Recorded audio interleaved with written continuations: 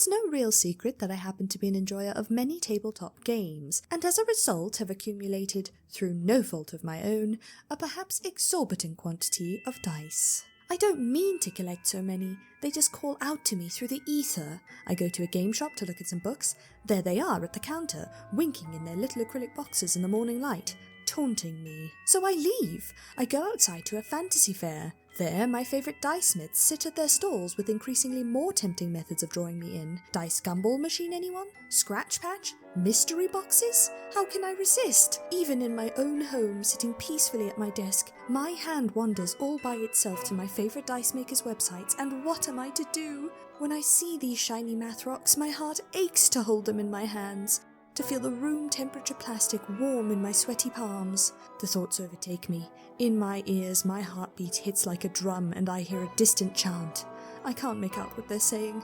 All I can hear is the phantom clacking of dice against a distant table.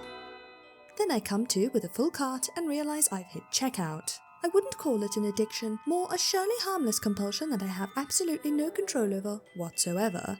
No, my Corvid-esque propensity towards collecting shinies is not what I would consider a problem at all. So what exactly is my dilemma, you may ask? Well, in a word, storage. You see, I have, as I have mentioned, a lot of dice. I have commercial dice, officially licensed dice, big dice, little dice, metal dice filled with even littler dice, merchandise, and dice that are just a bit weird looking. But my favourite dice of all are the years and years worth of artisanal dice I have collected from my favourite dice makers. Each a masterpiece in its own right, lovingly forged with captured stars, every insert a mystery waiting to be uncovered from different angles, each speck of glitter and drop of resin a spark of creative energy summoned forth from a master dice smith. And this one says a swear. These dice, nay, these precious jewels cannot dull their corners against lesser commercial dice in a regular bag. For these, I must forge a vessel worthy to hold such finery. Translation, I want to make a dice bag equally as pretty as its contents.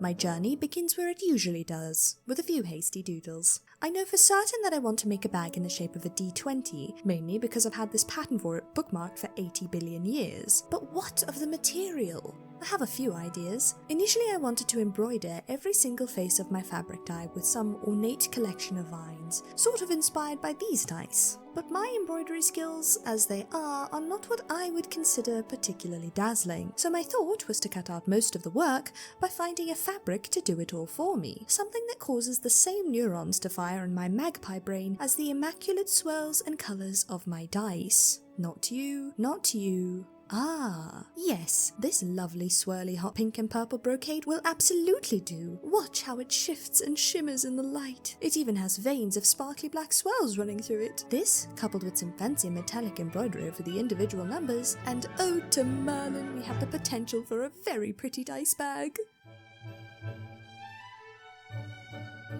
The pattern I'll be using is from this site. It's free and you can find the pattern link below. It's fairly simple and consists only of around 3 triangular shapes. Each panel requires a fashion fabric layer, interfacing layer, and a lining layer. So let's hop to. I've done this a few times before, but in short, I scale up the pattern document on my orb to the right size and then use my screen as a light box to get it onto some scrap interfacing sans printer. Somewhere amidst all the boxes in the chaotic pocket dimension I call the garage, I have a dinky old projector hiding, and when I find it, I'll have an easier way to do this for any larger patterns, but for these small ones, my screen works just fine. I reinforce the interfacing on a sturdier piece of paper because I'll be handling this pattern quite a bit for the next several hours worth of cutting. While we're on the topic of reinforcing, I use more of that interfacing with all the shapes I'll need pre-traced and then press it to my brocade. This benefits me in a few ways. For one, it makes the brocade easier to cut and less prone to fraying. For another, it provides me with very clear lines to cut on, since I can't really use my tailor's chalk on this fabric. And finally, it'll help me get those crisp corners I'm after in this bag. Artisanal dice are more oft sharp cornered dice, making them beautiful but dangerous, like a rose. So in order to get my dice bag as sharp as I possibly can, I'm opting for 2 different stabilizers to keep everything nice and sharp. I have the interfacing and lining left to do, and this bit's getting a bit too long and repetitive to explain, so please enjoy.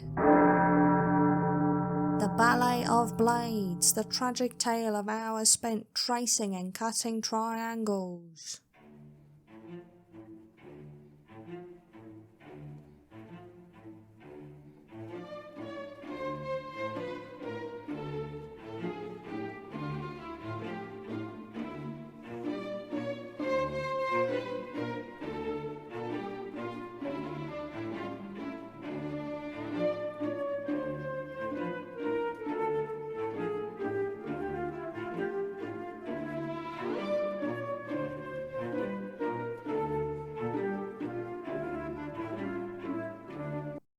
And with all the panels cut, we can put an end to all this tediousness and move on to more exciting bits. Alright, here we'll need to do a bit of organising. I start by positioning all my fashion fabric triangles in the general configuration they'll end up on the bag, to help visualise things better. With this lovely D20 to aid in my endeavours, I decide where the numbers are going to lay. I then trace out the numbers from 1 to 20 onto interfacing the same way I did with the previous pattern pieces, opting to ignore the font options given by the pattern and go with something a little fancier. Using my die as a guide, I lay out the interfacing numbers onto the panels and make sure to keep in mind which way up they're pointing. While few dice have their numbers facing in the same direction, this is a bag, and I'd like it to be easy to read all the numbers at a glance. Since it's mostly going to be upright on a gaming table for everyone to gawk at, in sheer envy, they'll ask, "Ooh, nice bag, where'd you get that?" And I'll give a wry smile and go, "Thank you. I made it myself," and puff up like a smug little peacock. I'll then proceed to roll natural ones for the rest of the day as a form of karma to humble me for being so very annoying. With all the numbers ironed onto their proper spots, I now have a good guide and slightly raised base to begin embroidering around. I'm not good at embroidery, or rather, I never really learned how to do it correctly. I just found embroidery components and began doing it based on my very surface level understanding of what the craft truly was. It is a very freeing way of working, but it does result in things looking a little amateurish. To combat this, I'll be doing my best to use a neat and compact satin stitch across the numbers, starting with the 1, because that panel will be at the back of the bag, and also because 1 is the loneliest number that you'll ever do. With the 1 looking alright, I can proceed with the other 19 more panels. I have a feeling we're about to get sucked up into another montage.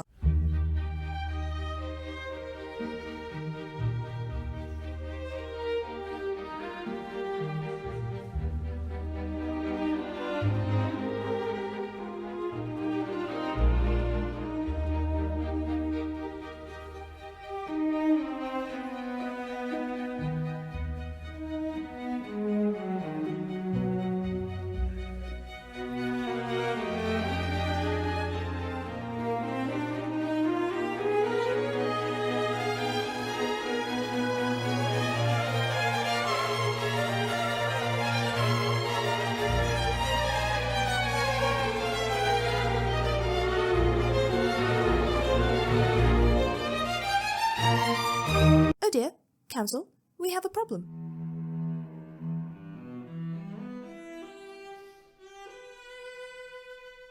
You see this gorgeous light golden thread I was using to embroider my numbers? Fini, I'm afraid. This is why you always get just a bit more than you think you're going to need for your project. It doesn't help that halfway in I discovered a method of embroidery to conserve more of the thread, and if I had started with that method, I may just have scraped by with enough. But thinking of all the things I should have done better is an exercise in futility that I simply don't have time for. I'm going to have to improvise. Luckily, I managed to finish the top and middle section of the bag's embroidery, so I may be able to get away with the thread change being less noticeable since it'll only be on the bottom. I live quite far away from the nearest haberdashery, and waiting for an online order will take far too long, so I need to use something I already have on hand. This yellow gold all on its own is not a good match and will stand out quite obviously, but what happens when I combine it with a strand of this silver? A near perfect match. You only notice that it's 2 colours combined if you really look closely. Oh frabjous day! With a new spring in my step, I finish off the final panels of embroidery, and we're ready for...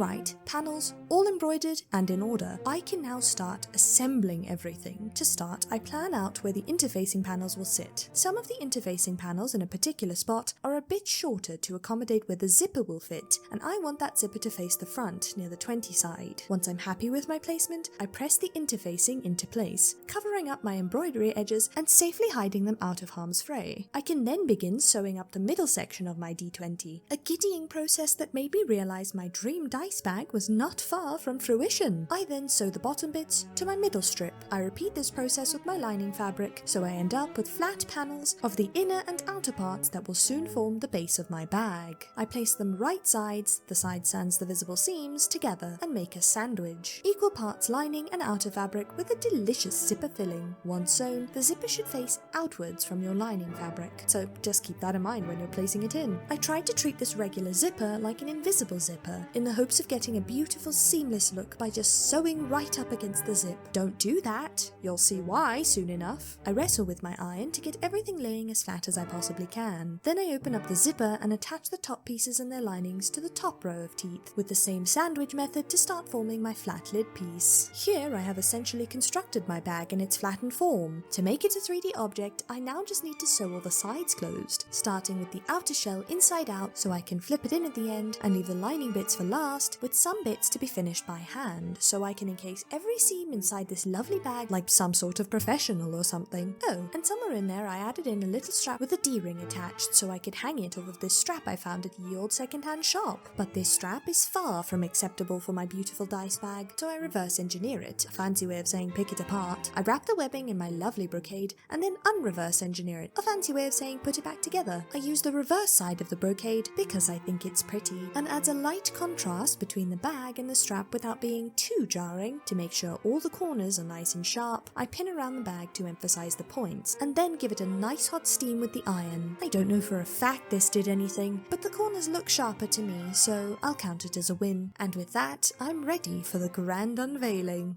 Or I would be, if I hadn't sewn the fabric so close to the teeth of the zipper. The zipper refuses to move. It won't go all the way around, and continuously gets stuck in the lining layer. This revelation had me feeling so incredibly down that I left this project alone for an entire month while I worked on something else. The thought of unpicking my hard work in favour of leaving the ugly teeth of the zipper more exposed left my heart sore and my eyes lidded in apathy. Day and night came and went, and all I could see were the flaws in what I had made.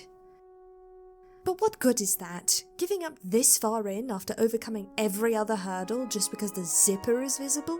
Not a chance, Council. No matter how much work I'd have to redo, no matter how much nitpicking and re-sewing and fixing I'd have to partake in, I would do it. And by the power of Greyskull, I would finish this bag. It took only 2 minutes to unpick the zipper and re-sew it, and it doesn't even look that bad. So, reveal?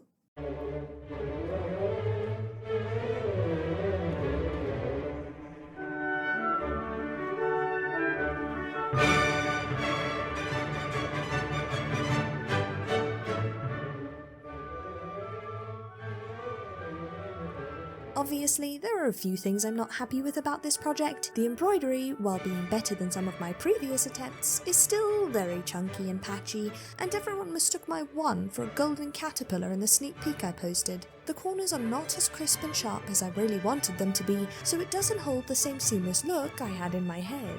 Lofty ambitions aside, it holds its shape well, the colours are charming, and in all honesty my heart still fills with joy when I see it. So in the end, I still absolutely love her, and I feel as though some of my skills have improved greatly along the way. Perhaps one day I will revisit this project with a bit more experience. My dice collection will not stop growing after all, so why should my dice bag collection be any different? I can't wait to bring this to my next tabletop session. Not that anyone will see it, because we're playing on Discord. But I'll know I have a pretty dice bag full of sacred shinies near, and that's good enough for me. Salutations, Council! Oh, it's been a while. I had a wonderful time at Medieval Fair. Did not film very much, but I did film our lunch, and I did film this man being carried around on a shield. Our costumes came out alright. I'll be taking some time to fix them, and that video will come much later. News!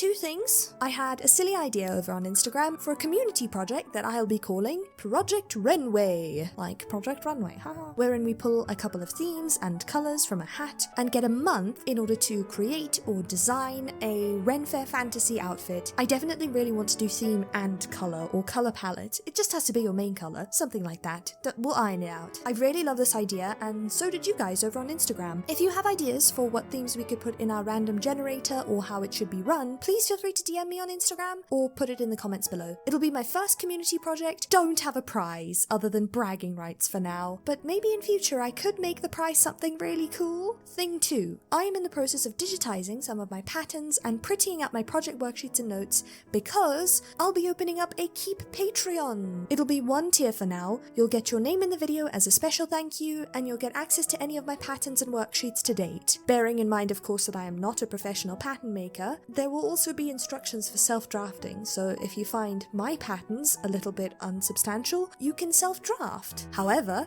as a thank you for all the amazing support you guys have offered me already, I will be making my moss bag crochet pattern available for the free tier. You guys can just have that one. Thank you for helping me speedrun YouTube. Obviously, this Patreon would be to help get supplies and plan even bigger and better projects for your scrying pleasure, as well as just improve the channel in general, which, honestly, if you've made it to the end here, you already support me in such an amazing way, and I couldn't be more grateful. I am most proud to have such a clever, crafty council of wizards in my ranks, so in general, just thank you all. This is a very long outro, so I'll end it here, but thank you for a visit to the Keep, and I hope we see you again soon.